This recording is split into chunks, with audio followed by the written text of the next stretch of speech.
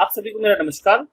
आज के लेक्चर में हम बात करेंगे जनरल साइंस से कुछ ऐसे क्वेश्चंस के बारे में जिन्हें कि कंपटीशन एग्जाम का बेस कहा जाता है, क्योंकि इनमें से एक से दो क्वेश्चन आपको हर एग्जाम में देखने को मिल जाते हैं। वीडियो को ध्यान से देखिएगा, ज्यादा लंबा वीडियो नहीं है और मुझे पूरी उम्मीद है कि इस वीडियो से आपको बहुत कुछ नया सीखने को मिलेगा। तो आइए शुरू करते हैं। पर शुरू करने से पहले आप सभी का स्वागत है हमारे education channel GK with GS पर। So let's begin. मशरूम किस श्रेणी में आता है?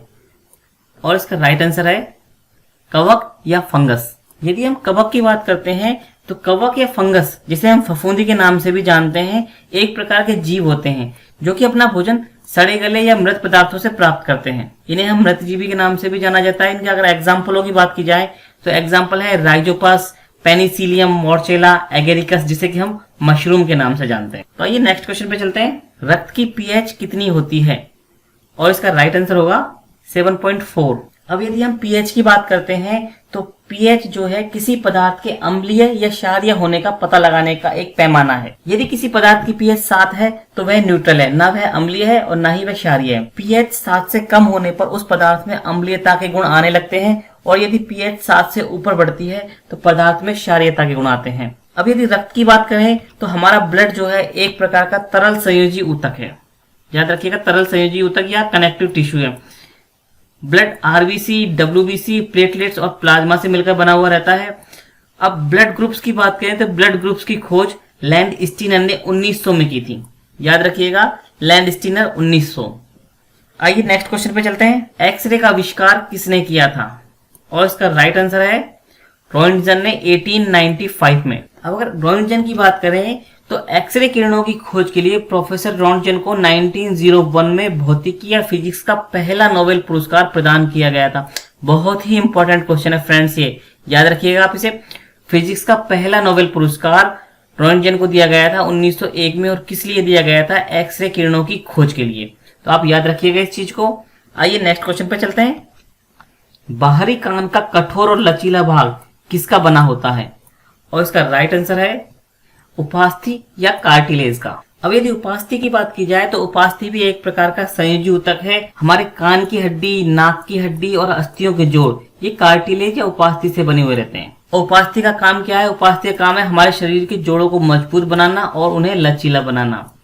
कान का बाहरी हिस्सा हाइलिन नामक उपास्थि का बना हुआ रहता है। हमारे शरीर में अधिकतर जो कार्टिलेज उपास्थि पाई जाती है वो हाइलिन ही होती है और हमारा कान का बाहरी हिस्सा भी हाइलिन से ही बना हुआ रहता है। आइए नेक्स्ट क्वेश्चन पे चलते हैं। सबसे कम प्रतिरोधकता किसकी होती है? और इसका राइट आंसर होगा चांदी या सिल्वर की। इसका प्रतीक चिन्ह होता है Ag। अब यदि सिल्वर की बात करते हैं तो सिल्वर की प्रतिरोधकता अगर सबसे कम है तो इसकी विद्युत चालकता सबसे अधिक होगी और ऊष्मा चालकता भी सबसे अधिक होगी। तो चांदी की विद्युत चालकता सबसे अधिक होती है और ऊष्मा चालकता भी सबसे अधिक होती है। कई बार आपने देखा होगा कि चांदी काली पड़ जाती है, तो उसका कारण यह है कि चांदी सल्फर डाइऑक्साइड के साथ अभिक्रिया करके सिल्वर सल्फाइड बना लेती है और सिल्वर सल्फाइड जो है वो एक काले रंग का पदार्थ है। इसे आप चांदी की जंग भी कह सकते हैं। जिस तरह से चांदी काले रंग की होती है उसी तरह से तांबा जो है कार्बन डाइऑक्साइड के साथ में अभिक्रिया करके कॉपर कार्बोनेट बनाता है और कॉपर कार्बोनेट जो है ये एक हरे रंग की परत होती है। कॉपर कार्बोनेट को आप कॉपर की जंग भी कह सकते हैं। तो कई बार ये क्वेश्चन एग्जाम में पूछे जाते हैं कि चांदी काली क्यों पड़ती है या तांबा हरे रंग का क्यों हो जाता है। या फिर ये क्वेश्चन भी बनता है कि सबसे अधिक विद्युत चालकता किसकी होती है या सबसे अधिक ऊष्मा चालकता किसकी होती है। तो यहाँ पर कई क्वेश्चन आपके कवर होते हैं। एक क्वेश्चन और बन जाता है यहाँ पर कि चांदी का सबसे अधिक उत्पादन मैक्सिको में होता है। तो फ्रेंड्स याद रखिएगा। आइए नेक्स्ट क्वेश्चन पे चलते हैं। हाइड्रोफोबिया बीमारी में किसका टीका लगाया जाता है? और इसका राइट आंसर है रेबीज का टीका लगाया जाता है। अब यदि हाइड्रोफोबिया की बात करते हैं तो हाइड्रोफोबिया जो है एक प्रकार का पानी से डर है। मनुष्य इसके अंदर पानी से डरने लगता है। और रेबीज जो है ये वायरस से होने वाली बीमारी है। रेबीज जो है इंसानों में जानवरों से संचरित होता है। रेबीज के टीके की खोज की थी लुई पास्चर नामक एक फ्रांसीसी वैज्ञानिक ने। तो आइए नेक्स्ट क्वेश्चन पे चलते हैं। क्विक सिल्वर के नाम से किसे जाना जाता है? और इसका राइट आंसर होगा पारा या मरकरी। अब यदि हम पारे या मरकरी की बात करते हैं तो मरकरी का रासायनिक सूत्र Hg होता है और मरकरी या पारा जो है लोहे को छोड़कर सभी धातुओं से अभिक्रिया कर लेता है।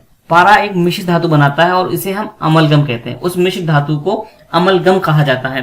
कई बार एग्जाम में आया हुआ क्वेश्चन है ये, तो आप याद रखिएगा इस चीज को। आइए नेक्स्ट क्वेश्चन पे चलते हैं। पानी की टंकियों में शैवाल को नष्ट करने के लिए किस रसायन का प्रयोग किया जाता है? और इसका राइट आंसर है कॉपर सल्फेट या CuSO4। अब यदि कॉपर सल्फेट की हम बात करते हैं तो कॉपर सल्फेट को सामान्य रूप से नीला थोथा भी कहा जाता है। इसका उपयोग विद्युत बैटरियों में, वस्त्रों को रंगने में और लकड़ी के परिरक्षण के लिए और कवकनाशी के रूप में भी किया जाता है। आप देख सकते हैं इस तरह से नीले रंग का दिखाई देता है। आइए नेक्स्ट क्वेश्चन पे चलते हैं। कास्टिक सोडा का रासायनिक सूत्र क्या होता है? और इसका राइट आंसर होगा NaOH या सोडियम हाइड्रोक्साइड। अब यदि सोडियम हाइड्रोक्साइड की हम बात करते हैं तो सोडियम हाइड्रोक्साइड जो है एक प्रबल क्षार होता है, बहुत अधिक प्रबल क्षार होता है NaOH। इसका यूज कहाँ होता है? तो इसका यूज होता है लुगदी बनाने में और कागज निर्माण में, साथ ही वस्त्र निर्माण में, पेयजल बनाने में, साबुन और डिटर्जेंटों के निर्माण में भी कास्टिक सोडा या सोडियम हाइड्रोक्साइड का यूज किया जाता है। आइए नेक्स्ट क्वेश्चन पे चलते हैं। नेक्स्ट क्वेश्चन है, एक स्वस्थ मनुष्य का रक्तदाब या ब्लड प्रेशर कितना होता है? और इसका राइट आंसर होगा 120/80 mmHg। अब यदि रक्तदाब की हम बात करते हैं तो रक्त वाहिनियों में बहते हुए रक्त के द्वारा जो वाहिनियों की दीवार पर जो दबाव डाला जाता है उसी को हम रक्तदाब या ब्लड प्रेशर कहते हैं। अब यहाँ एक चीज निकल कर आती है, धमनियां। धमनियां वे नलिकाएं होती हैं जो हमारे हार्ट से या हमारे हृदय से रक्त को शरीर की सभी कोशिकाओं तक ले जाती हैं। इसी तरह से शिराएं वे नलिकाएं होती हैं जो हमारे शरीर की कोशिकाओं से रक्त को हमारे हृदय तक ले जाती हैं। तो याद रखिएगा फ्रेंड्स, यहाँ ब्लड प्रेशर, शिराएं और धमनियों इनमें से किसी भी टॉपिक से क्वेश्चन बनता है और कई बार ये क्वेश्चन एग्जाम में पूछा जाता है। इंपॉर्टेंट चीज है, याद रखिएगा। अब एक बार फिर बारी है आपके लिए एक सरप्राइज टेस्ट की, और टेस्ट का क्वेश्चन है आपके सामने, रेबीज के टीके की खोज किसने की थी? इस क्वेश्चन का आंसर आप सभी को कमेंट बॉक्स में कमेंट करके देना है। साथ ही यदि इस वीडियो से रिलेटेड आपका कोई सजेशन हो या आपको कोई कमी नजर आई हो तो हमें कमेंट बॉक्स में कमेंट करें, हम उसमें जरूर इंप्रूवमेंट करेंगे। दोस्तों, उम्मीद है हमारे इस प्रयास से आपको कुछ नया सीखने को मिला होगा, और आपके इस सहयोग और आपके इस वीडियो को देखने के लिए आप सभी का बहुत बहुत धन्यवाद। यदि वीडियो पसंद आया हो तो लाइक कर दें और साथ ही हमारे चैनल को सब्सक्राइब कर लें। आप सभी को आपके आने वाले एग्जाम्स के लिए ढेरों शुभकामनाएं। तो आइए इसी तरह के इंपॉर्टेंट क्वेश्चंस के साथ में मिलते हैं एक नए वीडियो में। तब तक जय हिंद, जय भारत।